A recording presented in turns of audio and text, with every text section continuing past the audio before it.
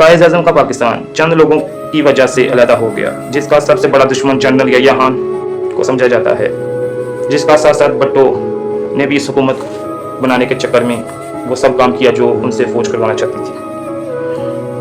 जब भट्टो असेंबली में गया तो उसने बोला, दागा जाने वाले इंसानों की हम टांगे तोड़ देंगे। ये भट्टो खानदान जो इनकलाबी था, इनकलाबी पाकिस्तान को तोड़ने में इसका सबसे बड़ा हाथ था। ये लोग हमेशा से अपने मुफादात के लिए अवाम को कुछ नहीं समझते, जो आज तक हकीकत है। इस मुल्क की भट्टो से जनरल ज़ियाद से नवाज शरीफ तक, नवाज शरीफ से बेनज़ीर भट्टो तक का सफ़र रहा। ये जितना भी मामला इनके रहे इस्टेब्लिशमेंट के साथ, जब किसी एक इंसान के इस्टेब्लिशमेंट के साथ साथ मामला ख़त्म हो जाते थे, दूसरी इंसान इस्टेब्लिशमेंट के साथ मिलकर उसका हुकूमत का ठुकरा देती थी। ये काफ़ी दफ़ा हुआ।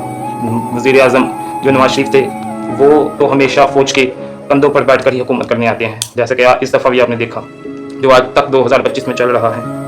अगर आज इस मुल्क की आज़ादी का मकसद हम ये लोग समझते हैं कि ये जो मकसद हमारा कि हम बहुत आज़ाद हैं, हम अपनी आज़ादी चंद लोगों के हाथों में दे चुके हैं और वो ही इस मुल्क का फैसला करते हैं। ये इस बात की हकीकत है। हम कब तक इन लोगों के सामने सर झुकाकर जी हजूरी करते रहें? इन्होंने अपने मुल्क को बर्बाद करने में कोई कसर नहीं छोड़ी। पिछले 25-30 सालों से जो भी इस मुल्क में हो रहा है, उन सब की सबसे पहली वजह हुकूमत है और उसके पीछे इस्टेब्लिशमेंट है। जो इंसान उनको पसंद नहीं आता उनको वो गवर्नमेंट से हटा देते हैं।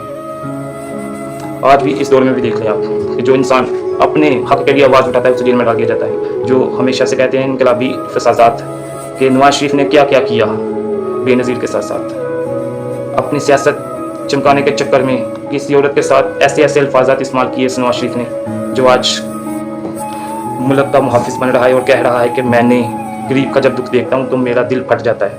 ये नवाज शरीफ के बकौल हैं।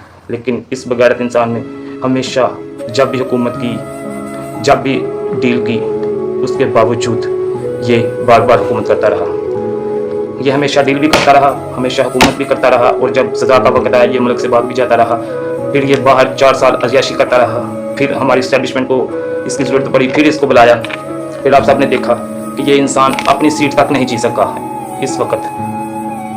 पिछले दिनों एक बयान जो चल रहा था उसमें कहा जा रहा था कि शेख वकास 40 दिन से असेंबली से गैर हाजिर हैं। तो नवाज शरीफ तो मुझे लगा 50 दिन से असेंबली में गैर हाजिर हैं, तो अगर उस पर उसको नोटिफिकेशन मिल सकता है तो क्या इसको भी मिलेगा? ऐसा हो सकता है? ये कानून और आइन अपनी मर्जी के मुताबिक बनाते हैं। इस वक्त जितनी इमरान खान की पॉपुलेशन है या जितनी इमरान खान की इस वक्त फैन फॉलोइंग है, उनका 10% भी अगर इन लोगों के पास होता इस वक्त, तो इन्होंने हर तरफ इतनी तबाही मचा देनी थी कि वो 10% इन्होंने अपना 90% दिखाकर शो कर देना था। अब आप इनको पसंद ही नहीं करती, डीठ इंसान, बेशरम इंसान, जिनको कुछ भी समझ नहीं आती, बस हुकूमत करने के चक्कर में ये अवाम को बेवकूफ़ बना रहे हैं। और पिछले दिनों शहबाज शरीफ फरमा रहे थे कि हमारे मुल्क में जो लोग डिग्रियां हासिल करते हैं उनके लिए मुझे बहुत दर्द है, मैं उनको लोटो रिक्शा दूंगा। आप इससे अंदाज़ा लगाने की इनकी सोच हमारे मुस्तकबिल के जो नौजवान हैं उनके बारे में क्या है। और खुद इनके बच्चों को कुछ भी लिखना ना आए तो वो इस मुल्क पर आकर हुकूमत करेंगे, और जब हुकूमत ख़त्म हो जाएगी तो इस मुल्क से भाग जाएंगे, फिर हुकूमत करने आ जाएंगे। पंजाब में इस वक्त 12-13 करोड़ आवाम रहती है, उनमें से एक भी ऐसा काबिल इंसान नहीं कि जो वज़ीर आला बन सके, किसी ओहदे पर और कामयाबी कर सके। लेकिन हमेशा से यही हो रहा है कि इन खानदानों की गिर्द ही सियासत घूम रही है। ये हमेशा ही इनकलाबी बने होते हैं और हम लोगों को बेवकूफ़ बनाते हैं। मेरी इस वीडियो से किसी एक इंसान की भी अगर किस्मत में ये है कि वो ये समझता है कि ये मुल्क के लिए बेहतर है या नहीं है, या उनकी मैं सोच बदल सकता हूँ, तो मेरा सबसे बड़ी कामयाबी का यही ज़रिया है। अपनी दुआ में याद रखिए, फिर कभी मुलाकात होगी। अस्सलाम वालेकुम।